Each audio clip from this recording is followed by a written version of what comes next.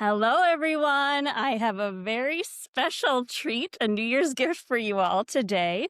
We have as a guest on the show, Mina Yang. She is the author of the best selling book, Boss Lady, Boss Love, all about how amazing, successful women like you can find love and the unique approach that we can take if this has been an area of struggle for us. She is just an incredible person. She has a doctorate in philosophy and music from Yale, and she has helped create new learning environments with Minerva. She's been a professor at many schools and now is a relationship coach and hypnotherapist. She's having an incredible retreat in wine country in April that I hope I can go on. And she also has another community called the True Connection Circle. It's a community support group, guided growth, and personalized guidance. And I'm joining it. And if you sign up before January 6th, you can get a free month, which is excellent if you like a good deal. So I'm really excited about all of that. And I'm just so grateful to you for taking the time to speak to all of us today, Mina. Did I cover the main points? Yes, thank you, and thank you so much. Wonderful. I'm in the process of reading your book, and it really speaks to me because I think I'm somebody who really took an kind of like I really relate to you as really someone successful in academia. In that, I went to university, I graduated summa cum laude. When I want to do something, I go all in. And there have been a couple times in my dating life, in my 20s, 30s, 40s, where I said, okay, now is dating time. I got a dating coach. I had the best possible profile photos, the best possible dating apps, and really intentional about how I writing these people, like doing all these meditations 2 hours a day, journaling, tapping it. How can I forgive my father and all this stuff, And so I think, today and I think life is so beautiful and sad, but I really, have always been someone who wanted to get married and have children. And, now I'm 44 and the biological clock, I mean, more than ticking, it's way past ticking. And I have the capacity still to have children, but today I was just feeling kind of really, I guess, bummed out about the whole thing, and having put in so much effort and even tried to not put in effort, like if you stop wanting it, then it's going to just fall into your lap, okay, I'm going to stop wanting it, or, well, if I just give up, what is romantic love anyway? So the only thing that actually really worked for me before I had my only long-term relationship is that I did hypnotherapy. So I guess what I want to start with is these subconscious beliefs, because one thing you said in your book that really struck me was that just a huge portion of our beliefs are subconscious. And I find it kind of sometimes challenging to really unearth what those beliefs are.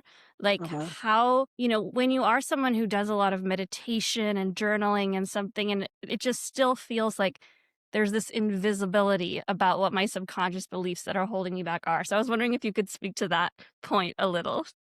Yeah, that's great. You mentioned so many things that we could unpack, but let's start there. Feel free to pick up on anything you think is, or just tell me Yeah, my subconscious beliefs. That'll be great. Great starting. right there. But yes, absolutely. So many of our beliefs are buried in our subconscious. So we end up forming a lot of beliefs when we're children, and we observe the world around us and we're trying to make sense of it. And as kids, we don't have a lot of power. We're very dependent on our caregivers. And, our caregivers, who are usually our parents, are very flawed individuals.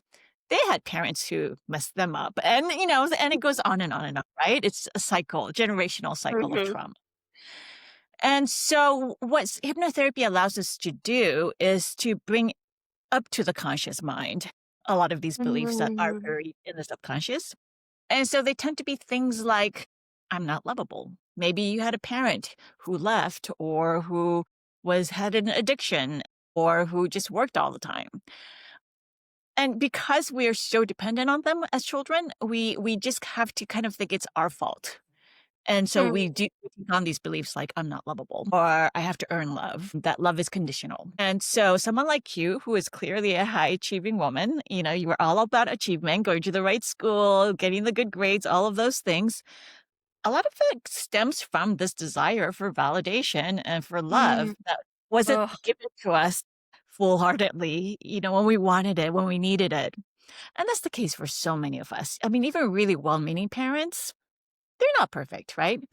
And so then we end up trying to achieve and achieve and achieve. And then when we transfer that over into dating life, it can actually be too much. Like we often try to effort our way through yeah. dating, just like what you were describing.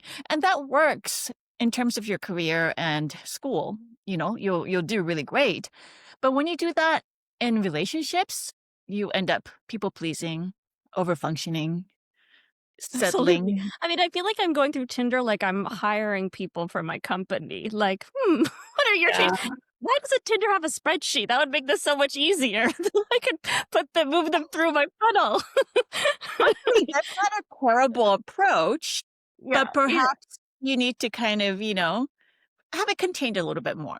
Like it's Mm. it's it's almost as though I mean, I've watched some of your videos to prepare for this Oh, thank you interview, so and much.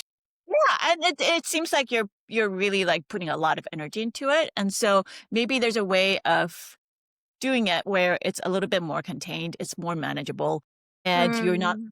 emotional roller coaster. Yeah, I mean, because that is it, and I guess I think I have a fear like, I have this idea, like, more effort equals more reward, and it's just so hard for me to say, like, "How is it possible? I did everything they said in the book. I'm being like, I'm just" and it just does take so much effort, like, all of the bad behavior on dating and that you see, and I feel like I'm constantly accommodating and trying to shift back to, like, "Let me think about this person's perspective," and yeah, so how would you suggest making it more manageable, like, putting it into a one-hour slot schedule? I mean, then there's those kinds of practical, constraints you can put around your dating activity. That certainly would help. I mean, there are a few practical things I can talk about. So, yes, having just like a half an hour that you do every day, like a little bit frequently is better than like these big chunks of time. Because, yeah, I've been on dating apps for hours. And by the end of it, you just feel kind of dirty and gross, right? Like Oh, it's not yeah. pleasant to spend hours on those things. So, really kind of contain it and then another is maybe, don't go out on dates in person first. I mean, have video dates with people before you agree to meet with them. Mm, You get a lot of information talking to somebody on video like this. That that's would save so you a lot true. of yes. And then third, you could also have, questions that you ask Mm, prospective dates that really get at what their character is about. But yeah. more importantly than these practical things, I do Yes. a lot of people need to do some healing first because, like you Mhm. said, you've been too accommodating. You've perhaps chased people who weren't available. You've done these things and kind of wasted your energy on men who perhaps didn't deserve your energy. And a lot of that has to do with healing some of these underlying wounds that really haven't been fully healed yet. And so when you actually do enough of that healing, I mean, not that we're ever 100% healed, right? Like we're all like the walking wounded on some level, but they're Yeah. different levels. And, like, for myself, I feel like when I got to a certain point where I felt like, okay, I've addressed some of these issues from my past, I met someone who made dating and relationships really easy. Like, it takes very Mm, little effort. We're both putting effort in, and the effort is rewarded, like, many times over. So it doesn't feel exhausting, you yeah, know? I love that. I love that. It's such an important reminder, and I think I mean, it is kind of strange because I feel like there's this so I'm listening to music on YouTube that's for manifesting love. I'm just, like, saying, "Let's just try everything." And I think those things are actually having a much more powerful impact than my strategizing because just randomly some guy I met 3 years ago at a bar saying, "Oh, it's really too bad we didn't pursue the connection with each other." And then this startup founder who used to be one of my mentors, he was visiting Belgrade and he's like, "Oh my god, I saw you on Hinge. Do you live in Belgrade?" And he lives in San Francisco. And he just got it was just and I don't know there's the right person, and I feel like I don't know, I have this weird thing. I mean, I don't believe anymore, like, I have a curse on myself necessarily, but I feel like so manifestation is kind of a funny thing, and I think that, like, I'm pretty good at really good at manifesting certain things. Like, I have a mentor who sometimes I feel like, we're not so close right now," and I'll just say, "We're gonna become I want to improve this relationship," and then all of a sudden, he'll send me some really nice letter. Or I'll say, "I wanna have the most beautiful house with windows overlooking the Mediterranean," and it'll just come to me. But with dating, it just feel like it doesn't work. Or I'll bring in someone, like, it was so disappointing, like, after 20 years of trying to meet someone, I met the love of my life, it was so easy, and then surprise, he's a completely dysfunctional alcoholic, and I stayed in that relationship for a year, and it was great learning experience, and it felt again like, "Ha like the universe is kind of playing a joke on me," or just like I'm kind of missing the point with my manifesting around love. Yeah, I mean, I do think manifestation is a powerful tool. Again, I do feel like when it comes to love, there are a lot of vulnerabilities that we carry with us. Mm, And so, yeah, some of those things show up in the professional sphere, even in things like getting, the right house, but they tend to be a little bit less complicated in those arenas, right? So when it comes to love, you have to both be kind of open, open up your heart and be able to allow someone in. And you have to be able to trust somebody. You have to be really discerning about who it is you're letting in. yes. It's just another whole part of your heart that you just have to, like, open wide. And so it's different from having a boss who's perhaps, like, not that great and you have to kind of manage them. Yes, that takes finesse, but it's not the same kind of emotional investment you have to put into dating. Mm, So I do think manifesting is really great in that it tells your brain, these are the things that are important to me. And your brain helps you to recognize the opportunities that are out there. And so, the fact that you found me and that you're finding these, different people to talk to, like, I think that is because you've told your brain, this is what's important to me, and you're taking action, right? Like, I think you found me on mm, LinkedIn. You're like doing the things you need to get closer, and so if you keep doing that, you will find the person, but mm. you have to be emotionally ready for that, you know what I mean? Like, so if Yes. it is that you're still, like I saw that I didn't watch the whole thing, but your last episode was on your dad. I Yeah. mean, daddy issues are big, right? Like, because that is the first sort of male model in your life, and, it can really, leave an imprint that plays havoc Yeah. on your. Absolutely. I mean, there's so much here, and I guess, like, the recurring thought in me is I'm gonna be so helped by our hypnotherapy session together because just alone, it's challenging to get there, and I'm Mhm, even thinking about friends. I always come back to that, even when I'm swiping on Tinder, doing it with friends, I always meet someone better than when I'm doing it mhm. alone. Um, Yes.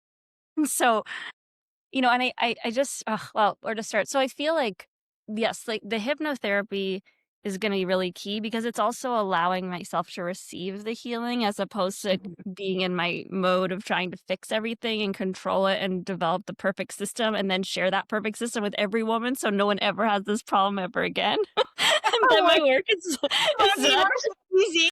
Some of my friends asked me to ask you about red flags when texting on dating apps. I don't know if you see it that way or if there's a way to reframe it, but how do you what's the best way to kind of vet people on the dating apps, would you say?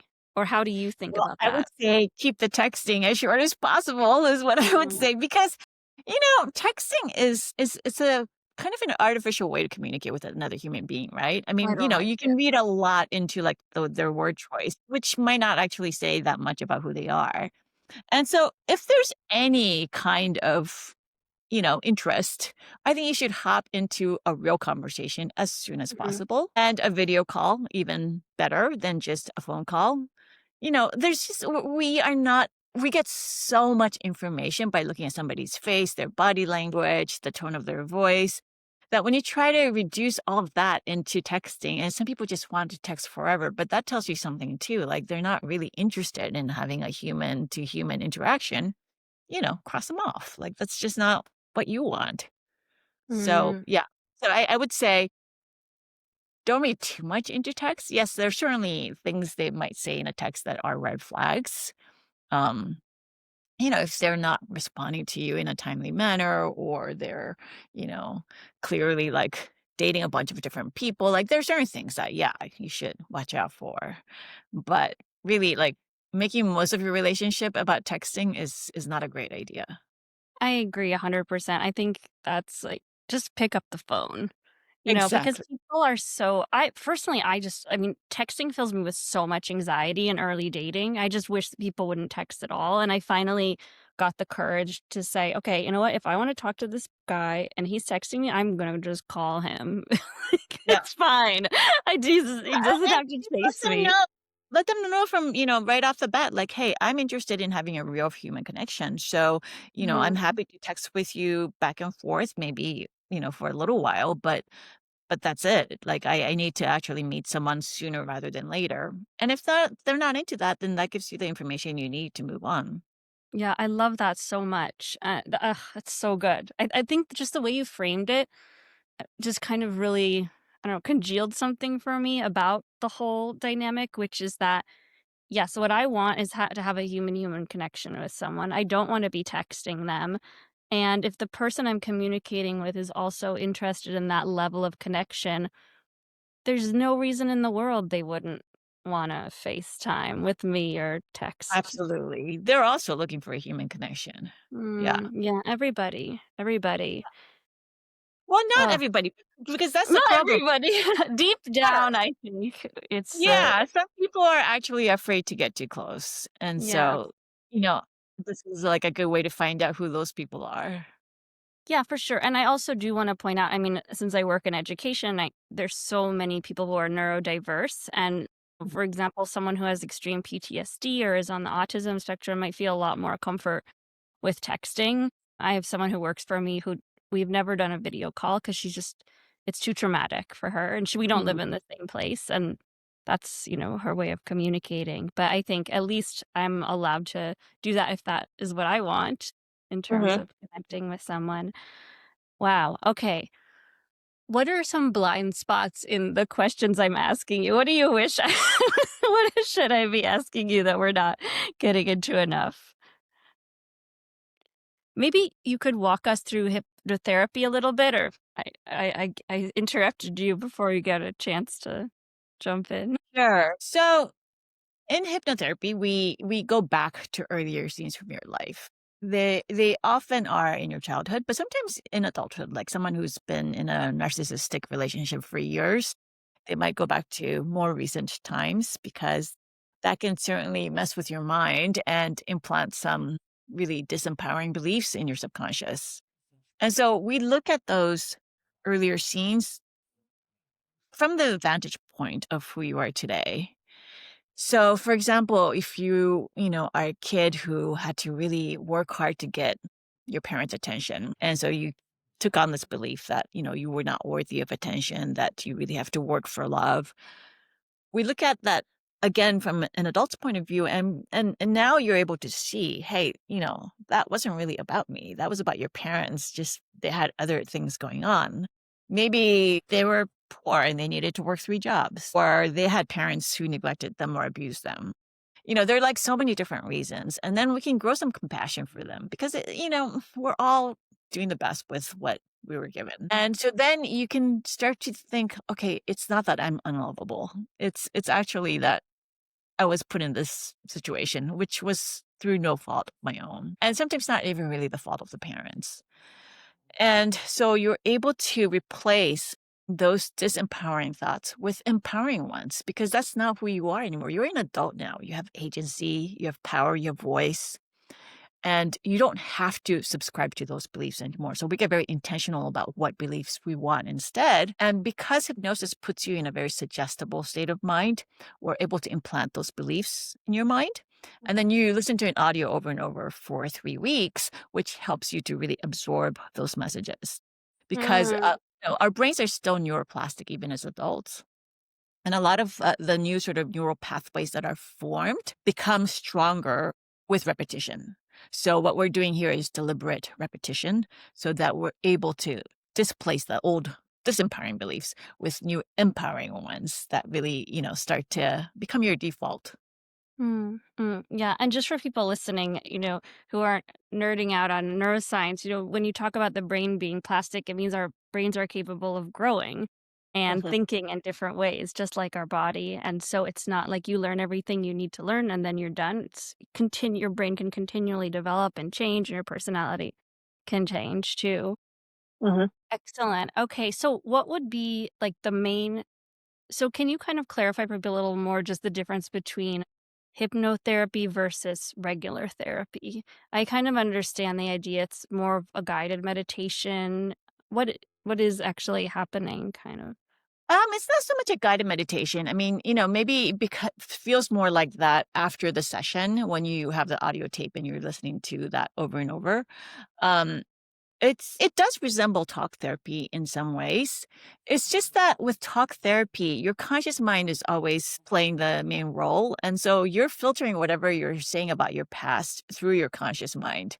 And so your conscious mind not even be aware of some of the things that are going on subconsciously. Like there are people who've had been, sexually abused, who've had terrible things happen to them, and their minds just kind of blocked it up. You know what I mean? Yeah, Like we have these ways of coping with trauma that doesn't always allow us to pull those memories forward. And so in hypnotherapy, we kind of cut through that barrier of the conscious mind. Or we might worry about, looking bad to our therapist. And so we might not want to tell them like the whole truth. And you might not even be aware that you're doing that. But it's just our conscious mind is like a very strong filter. And what happens mm, is that you just kind of like push that out of the way and get right to the crux of things. And so with talk therapy, yes, a skillful therapist can certainly surface a lot of these things, but it often takes sometimes years, right, to get to that point. Whereas right. with hypnotherapy in 1 or 2 sessions, people can really turn things around.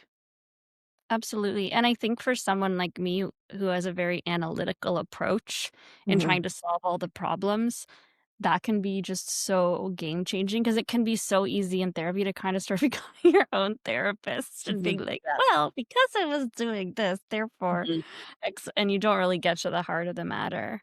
mhm, Um, yeah, I realized at one point in my dating in my 30s that um, I had so much fear around dating because of like, I was afraid someone was gonna try to kiss me and I wouldn't want them to, and it would if I said no, it would hurt their feelings, and all of a sudden, I realized my mom horribly has been the victim of sexual violence through, mhm, like, very multiple times in her life, and I realized, like, those stories growing up mm, of my mom being violated that way made me absolutely terrified of mm, dating, and it was this moment in therapy where everything was one way a moment before, cried, and then everything was different, and I was able to date without fear moving mhm. forward.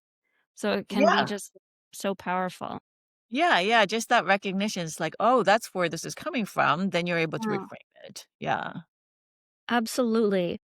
Okay, so all right, just this is I want to make sure that my friends' questions get in. I mean, the work you do is so deep, but these are things that women are concerned about every day. So, what if you think about like splitting the bill?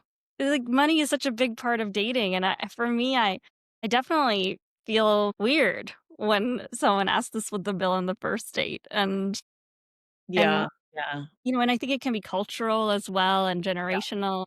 What certainly. are Yeah, your that's what I was going to say. Yeah, there is definitely a generational difference. I think if you're uncomfortable about it, I think it's like a perfectly fine thing to talk about openly. Say, "Hey, so what are your thoughts on splitting the bill, and what are your reasons for those beliefs?"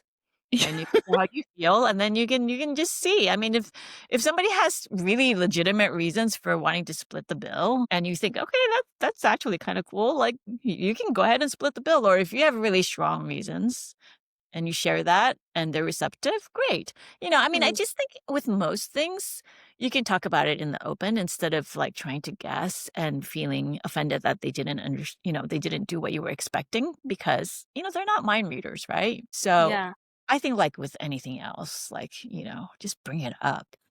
Bring it up, yeah. To me, it's funny when I see that, it signals something to me about the man because I feel like there are men who are so excited to treat you on a date, and so I feel like, why wouldn't I wanna date that person over someone who wants to nickel Yeah, and dime every I penny, think and by the way, I spent $300 on this face cream and $100 on this dress, so if we really wanna split the bill, absolutely, you owe me about 550, absolutely. including my laser hair removal and my earrings. But I do think that there've been too many men who've been burned by women who just wanted a free meal, you know what I mean? So, I think Absolutely, maybe a few absolutely, years yes. ago, that would have been a good filter, like men who actually want to treat women or not.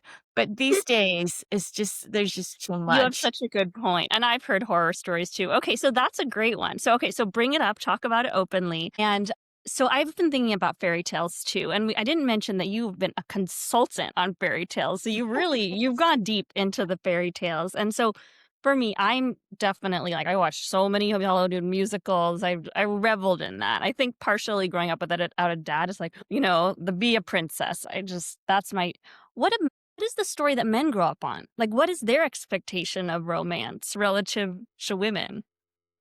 What's their fairy Well, tale? men are expected to be heroes, right? They're expected to Mhm. get over a lot of obstacles, and you have to be strong. And yeah, then there might be a damsel in distress that needs saving along the way. I don't Mm, think romance is centered quite to the same level as it is for women. And so men certainly want partnership. They want, you know, someone in their lives, but they don't necessarily think of it as the end all, perhaps. And then I think that,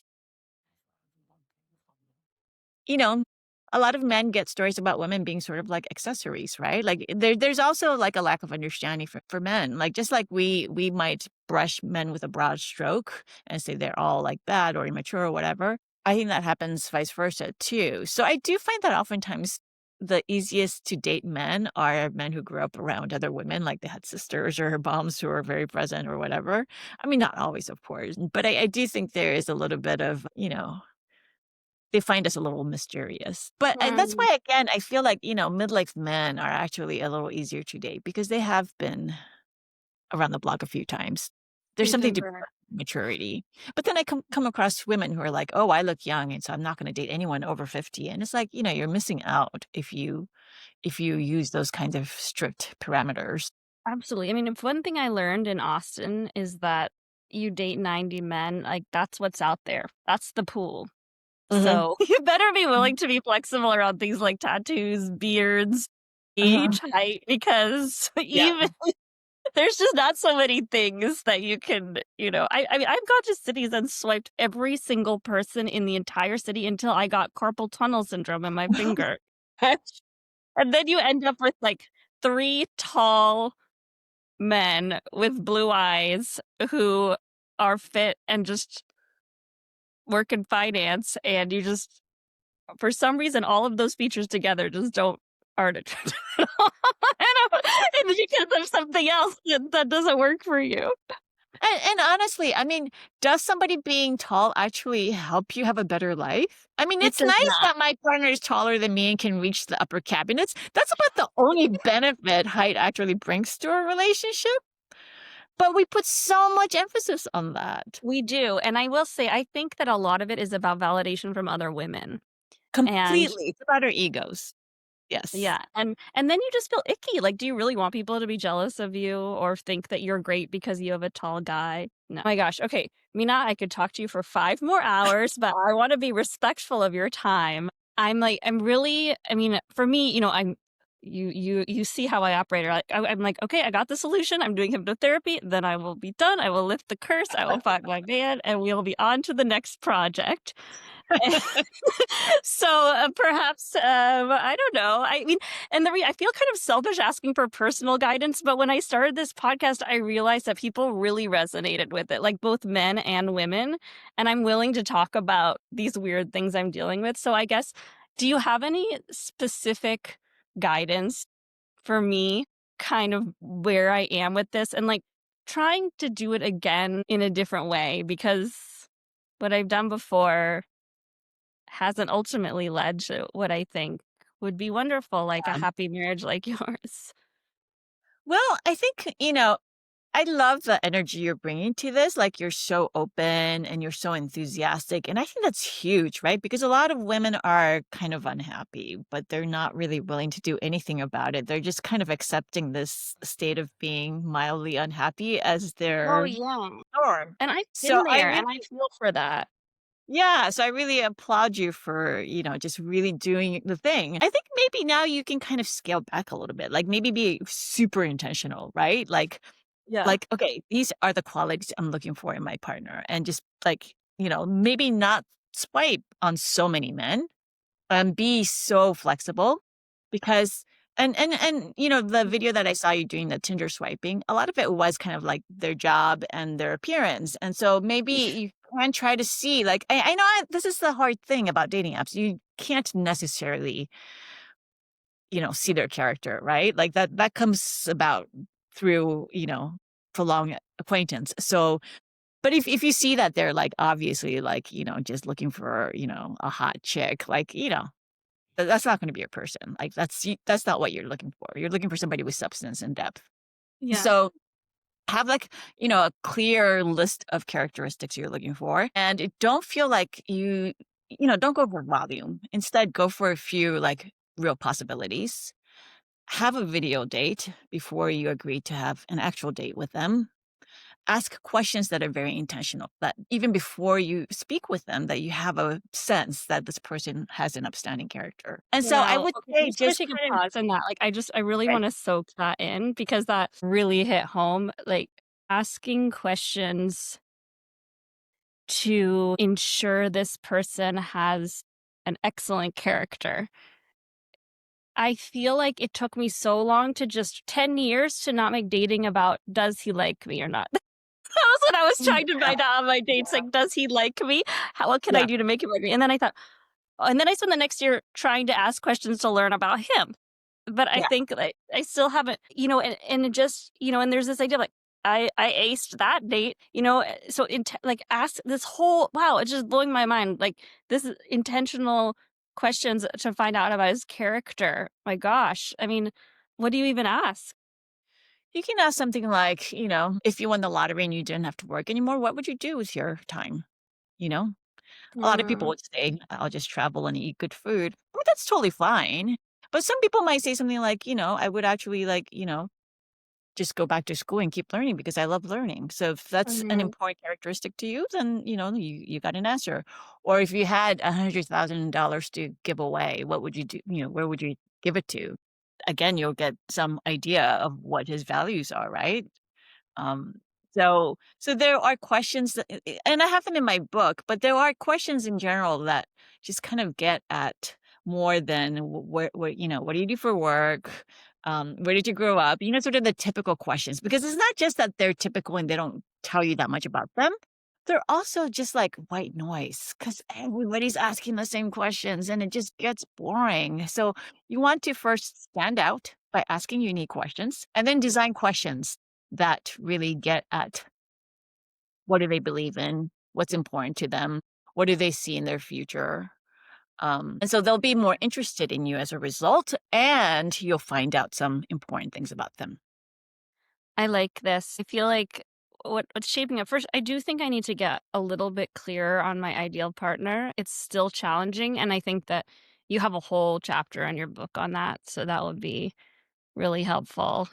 And I'm also starting to look more at like, trying to look at those men who, like, maybe my friends are married to, I think are really great husbands and think about the qualities that they bring. That seems to point me in the right direction, and then I think from there, I kind of have a framework where I can both be looking at people, maybe not so much on Tinder. I could try some other apps, looking at people on dating apps from that perspective as opposed to their job and their weight, and then from there the next is get on a video call Yes. before any kind like, just don't go back and forth with this, like, "Hey, what's up? What's up with you?"